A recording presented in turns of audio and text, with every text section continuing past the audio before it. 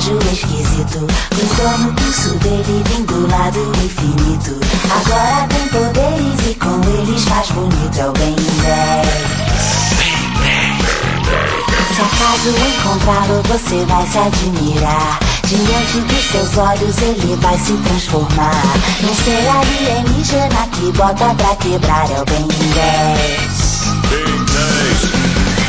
Com seus poderes vai combater os inimigos e vai vencer. Ele não foge de medo ou dor.